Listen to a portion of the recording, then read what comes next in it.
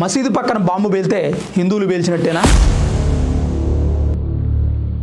Muslims చనిపోతే హిందువులు టెర్రరిస్టులా? Hi friends, అందరికీ నమస్కారం. Welcome to Sunburn studios.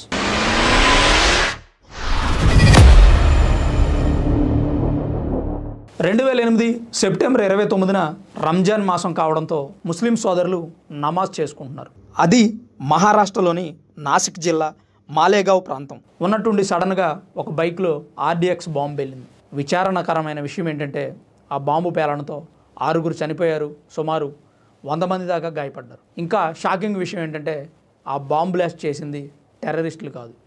మొదట టెర్రరిస్టులని అనుమానపడ్డారు, మళ్ళీ తర్వాత టెర్రరిస్టులు కాదని హిందువులే చేశారని హిందువుల మీద కేసులు పెట్టి లోపలేశారు. ఆ కేసులు పెట్టి లోపల వేసిన వ్యక్తుల్లో బీజేపీ మాజీ ఎమ్మెల్యే ప్రజ్ఞాసింగ్ ఠాగూర్ ఉన్నారు, అలాగే army lieutenant colonel Prasad Purohit ఉన్నారు. వారితో పాటు మరికొంతమంది ప్రముఖులు కూడా ఉన్నారు. అంటే ముస్లిమ్స్ చనిపోవడంతో, మసీదు పక్కన బాంబు పేలడంతో హిందువులనే టెర్రరిస్టులను చేసి ముద్ర వేసి లోపలేశారు. 2008 నుంచి ఈ కేసు విచారణ జరుగుతూనే ఉంది. ఈరోజే NIA కోర్టు ఈ హిందువులకి ఆ బాంబు బ్లాస్ట్కి ఎలాంటి సంబంధం లేదని తేల్చింది. హిందువులు బాంబు బ్లాస్టులు చేయరు అని మరికొంతమంది హిందూ మత పెద్దలు కూడా అభిప్రాయపడుతున్నారు. వాస్తవానికి బాంబు బ్లాస్టులు చేసి ముస్లిమ్స్ని చంపాల్సినంత అవసరం ఏముంది? అయితే ఆ రోజు దేశమంతా కాంగ్రెస్ పార్టీతో పాటు మరికొంతమంది గిట్టన వాళ్ళు కూడా హిందువులే టెర్రరిస్టులు, హిందువులే బాంబు పేల్చారని చెప్పి, హిందువులే ముస్లిమ్స్ని చంపేశారని చెప్పి అనేక రకాల ఆరోపణలు చేశారు. ఆ రోజు అరెస్ట్ అయిన వ్యక్తులు కూడా ఈరోజు కడిగిన ముత్యంలాగా బయటకు వచ్చారు. అయితే అప్పటి నుంచి విచారణ జరుగుతున్న ఈ కేసు మొదట Maharashtra ATS department hand over చేసుకుంది. అక్కడ నుంచి NIA వాళ్ళు విచారణ జరిపారు. NIA కోర్టులో ఉన్న ఈ కేసు 17 సంవత్సరాల తర్వాత ఈరోజు తేలింది. ఆ రోజు రాత్రి 8 గంటలకి బైకులో సడన్గా బాంబు పేలింది, RDX బాంబు.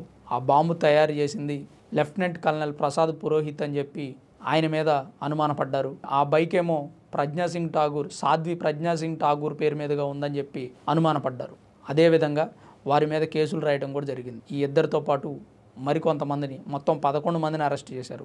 11 మందిలో 4 మీద సరైన ఆధారాలు లేకపోవడంతో వారి పేర్లు తొలగించారు. 7 మాత్రం ఈ కేసులో ఉంచారు. ఆ 7 ఇప్పటి వరకు కోర్టులకు తిరుగుతూనే ఉన్నారు. ఎవ్రీ మంత్ కోర్టులకు వెళ్ళి వాయిదాలకు హాజరవుతూ మేము చేయలేదని చెప్పుకునే ప్రయత్నం చాలా వరకు చేశారు.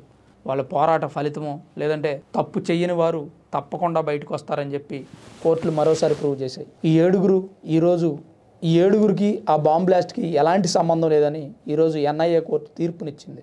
వారంతా బయటకు వచ్చారు. అయితే మసీద్ దగ్గర బాంబ్ బ్లాస్ట్ జరిగితే హిందువులు చేసినట్ట, ఆలయం దగ్గర హిందువుల గుడి దగ్గర బాంబ్ బ్లాస్ట్ జరిగితే ముస్లిమ్స్ చేసినట్ట, టెర్రరిస్టుల పని అని ఎందుకు అనుకోలేకపోతున్నారు? పాకిస్తాన్ టెర్రరిస్టులు చేసినటువంటి పనులని ఎందుకు కేసులు నమోదు చేయలేకపోతున్నారు? అప్పుడున్న ప్రభుత్వాలకి టెర్రరిస్టులు అంటే అభిమానమా, పాకిస్తాన్ అంటే ప్రేమ?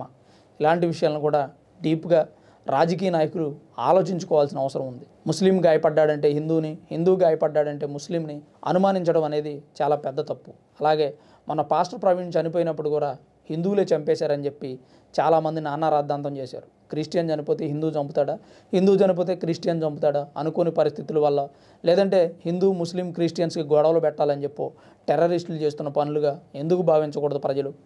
ఏదో ఒక న్యూస్ రాగానే హిందూ చేశాడని హిందూ మీద గొడవ పెట్టుకోవడం, ముస్లిం చేశాడని ముస్లిం మీద గొడవ పెట్టుకోవడం అదైతే కరెక్ట్ కాదనేది నా ఒపీనియన్. హిందూ ముస్లిం క్రిస్టియన్ కలిసి ఉంటున్నాం ఈ దేశంలో తరతరాల నుంచి. మతాలు వేరైనా, కులాలు వేరైనా అందరూ అన్నదమ్ముల్లాగా ఉంటున్నారు. మధ్యలో చిచ్చు పెట్టాలని వస్తున్నటువంటి ఆ సన్నాసులు ఎవడైతున్నారో ఎదవలు, వాళ్ళని పట్టుకొని అసలు నిజమేంటో తేల్చాల్సిన బాధ్యత కోర్టులు తీసుకుంటే మంచిది. కాకపోతే ఇన్ని సంవత్సరాలు పొడిగించి హిందువుల్ని టెర్రరిస్టులుగా ముద్ర వేయటం, బయట ప్రపంచంలో కూడా హిందువులు కూడా ఒక బాంబ్ బ్లాస్టులు చేశారు, హిందువులు కూడా జనాలను చంపుతారని ముద్ర వేయడం అనేది కరెక్ట్ కాదనేది నా ఒపీనియన్. ఏదైతేనే 17 సంవత్సరాల తర్వాత వాళ్ళు ఆ బాంబ్ బ్లాస్ట్ చేయలేదు అని తెలియడం కొంచెం హ్యాపీగానే ఉంది. అదేదో ఇంకొంచెం ముందు తెలిసినట్టయితే ఇంకా హ్యాపీగా ఫీల్ అయ్యేవాడు. ఎనీవే, జరిగిందేదో జరిగిన తర్వాత ఎవరు చేయగలిగింది ఏం లేదు. మరి దీని మీద మీ అభిప్రాయం ఏంటనేది కామెంట్ రూపంలో తెలియజేయండి. వీడియోని లైక్ చేయండి, మరి కొంతమంది షేర్ చేసే ప్రయత్నం చేయండి. Thanks for watching this video. This is Ram signing off sunburn studios.